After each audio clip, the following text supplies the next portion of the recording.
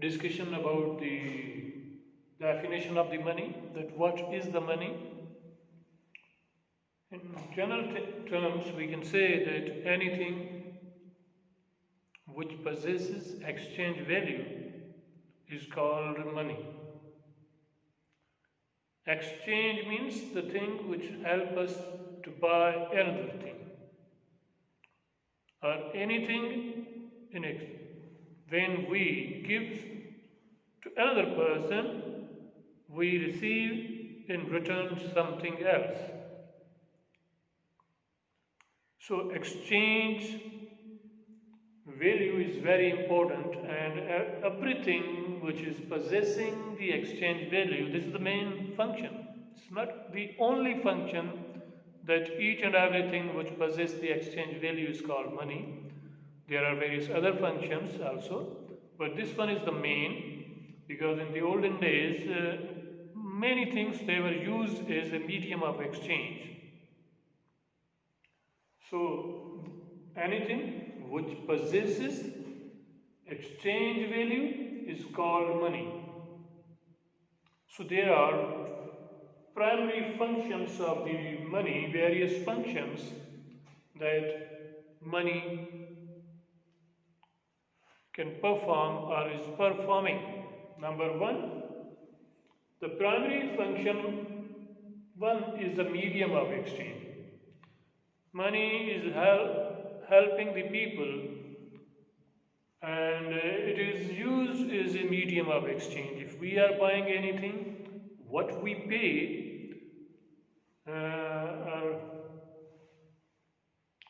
if suppose I am interested to buy the laptop, so if there is the absence of the money, how to pay the price, what I have to pay to buy that laptop. So money is used as a medium of exchange, things which help us to buy other things or to get other things. Another function of the money is the unit of account. Money is also providing help to the people, society, especially to the people, to the borrowers, the buyers, or even to the sellers, that if they are buying or selling anything, how to determine the price, what should be the price, means if we say, suppose, I continue the example of the laptop, that if I am interested to buy the laptop, what I have to pay, already decided that medium, then how much, what should be the price or what is the price of that laptop. So money is also helping us or providing is a function, as a very important function, that it is acting as a unit of account. Even if you are recording into the books, that suppose someone has sold the laptop, how much you have received, how much you mention in the books. So it is also used as a unit of account for the record keeping purposes and for the determination of the prices. Another very important function of the money is that money is that thing which possesses the stored value. As we have said in the definition of the definition of the money, that anything which possesses the exchange value. If we say, suppose ice, and we are not using the refrigerators or any cold storage facility, ice is the price. If someone is ice which we are using in the summer for just to keep the water cold, how long you can keep it? There are various things there. You cannot store them for the longer time periods. Their value can be decreased, even their value can be totally destroyed after the passage of the time. Even the grains, the food items, the non-durable goods, if someone is storing to use them for the future as a money, With the passage of time, they lose their money value. So that is why anything which possesses the store value, so money is used or it can be stored for the future usage purposes. Although inflation is damaging the store value, but there are various ways which are used to maintain the store value. So, standard of deferred payments. Money is also helping the providing the help that it can be used for the future payments. If suppose someone is not paying today, is to pay in future, what to pay and how much to pay. So the things can be easily settled if the money is present in the society. So anything which possesses exchange value can be used as a unit of account, can be used as a store value, and can be used as a deferred payment. The standard of the deferred payment, that how much in future one has to pay. So these are the primary functions of the money, that everything which has the exchange value is called money. Money is also, if we differentiate that, what is the meaning of everything?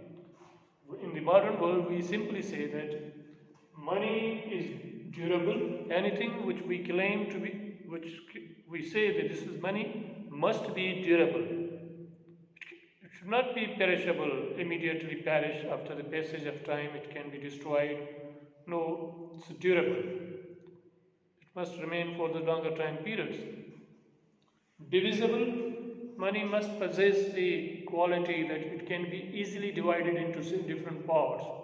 Even if we talk about the rupee can be divided into the 100 pesos. 20-30 years back, even a peso, 1 peso, 2 pesos, 5 pesos, 10 pesos, these coins were used. But nowadays, 1 rupee, but even you can say that you can divide your currency into different parts. Even if we talk about the gold is money or the precious metals is money, we can divide them into the smaller parts. Portable is another function, a quality of anything which we say that is some money. It can be easily portable. To carry out, to carry from one place to another place, to just simply as we keep money and fold that money, just we simply say that we are keeping this money into our purses or into our packets. So it's very easy to keep. Liquidity is another very important function of the money. Liquid means convertible. Anything which claims to be money must possess this quality that it is very easily converted into the cash. Liquidity means easily convertible into the cash without the loss of the value. You do not need to pay more to get the exact amount of the money. And resistance to counterfeiting, money must possess the quality that it cannot be counterfeit. No one can make another fake currency, similar fake currency. It must have some sort of the quality. Like though currency notes, there are many counterfeiting currency notes are circulating in the society, but people, they can easily identify the real and the fake. And it's a legal tender. It has the ability to be used as a money. So before the presence of the money, the barter system was used. People were using the barter system. Barter system means it is the exchange system where goods have exchanged for goods. exchange of goods for goods. If we want to buy the chairs, if we are exchanging the panes, suppose we say it's a barter system, buying the goods by paying the goods. So exchange of the goods for goods is called the barter system. Because of this system's weaknesses, there is more importance of the money. As society is developed, as the transactions, the size of the transactions increased, so the importance and requirement of money increased. When in the past, when the barter system was in practice, so in presence of the barter system, these issues were very much present. Then there is a double coincidence of wants. If suppose I say that I wanted to buy the laptop, and first I need to find out the person who has the laptop and the person is willing to sell that laptop. Second, I suppose I have the chairs. In return of the chairs, I wanted to buy the laptop. I have found out the laptop seller, and but the seller is not willing to exchange laptop for the chairs. Person is willing to exchange for another thing. So it's very difficult to buy the laptop if the person is not exchanging that product for the things in exchange of the goods which I possess. So double coincidence of the bonds was very serious issue. Absence of the common measure of value. And when there was the barter system, it was very difficult to set the value of the things which people were exchanging. How can we determine the value of the chair and the wheat or rice or any other product? So it's very difficult. Indivisibility of the certain goods. When the goods were used as a medium of exchange, if suppose I say that I have the table, I wanted to buy the pen, and how can I buy the pen if one leg of the chair equal to the price of one pen? So do you think that I need to cut the leg of the table and exchange that with the seller? So that's why it's indivisibility of certain things. You can divide the currency into different parts, into smaller parts, even into rupees, into pesos, but you cannot divide the goat, sheep, the chair.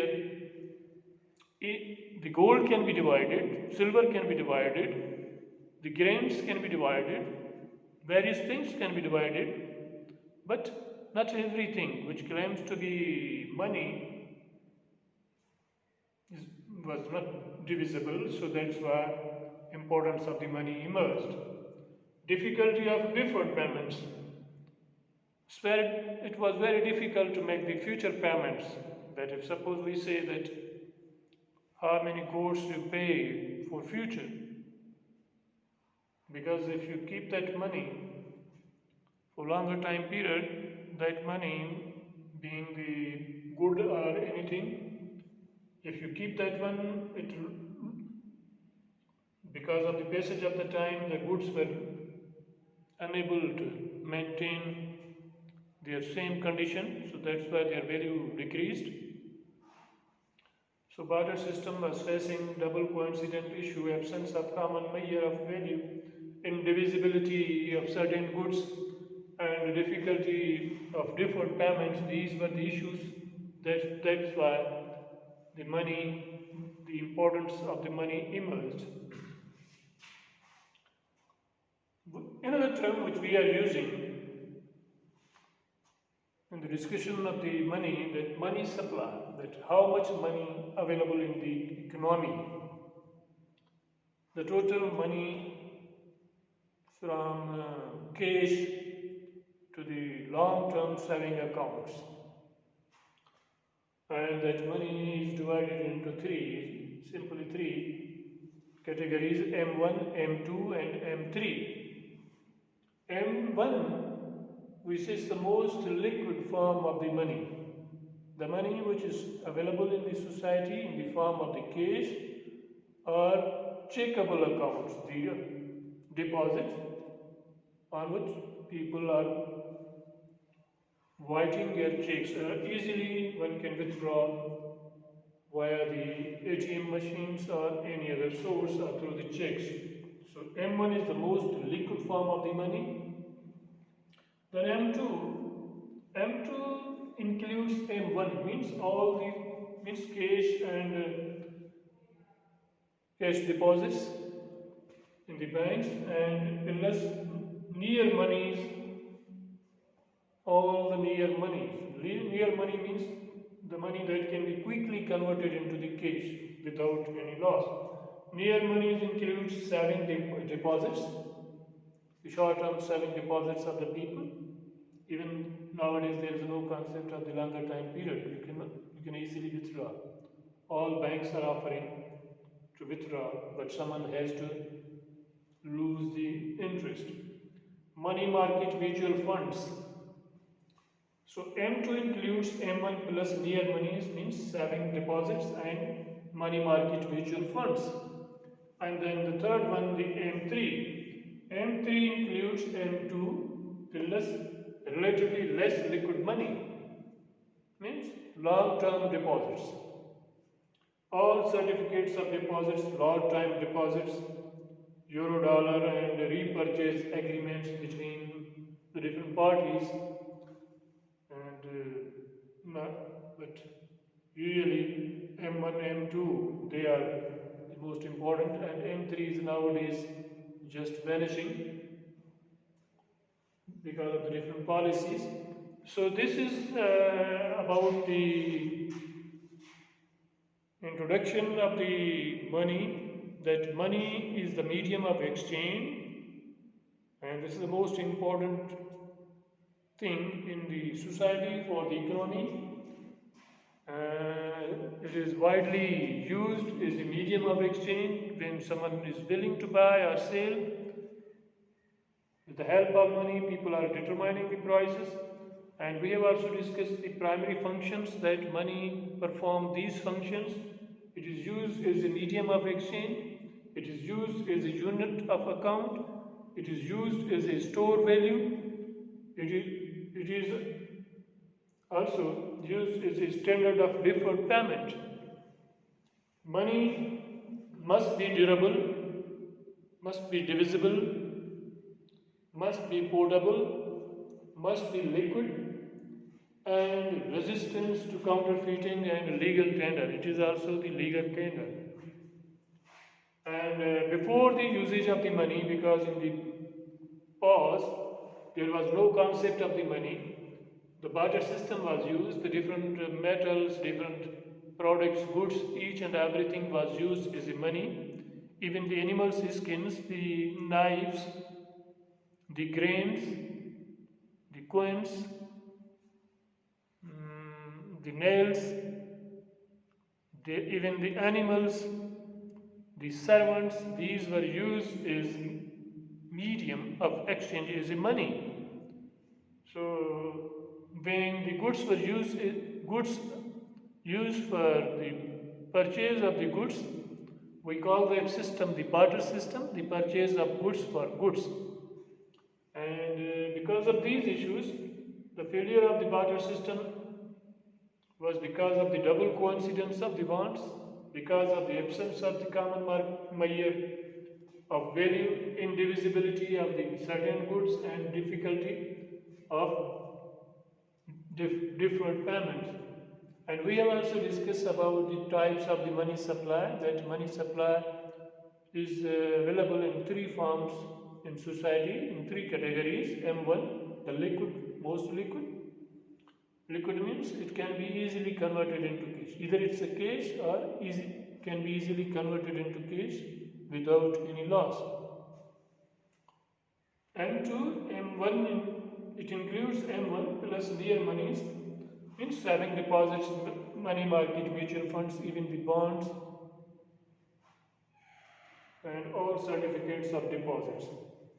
So thank you very much for listening.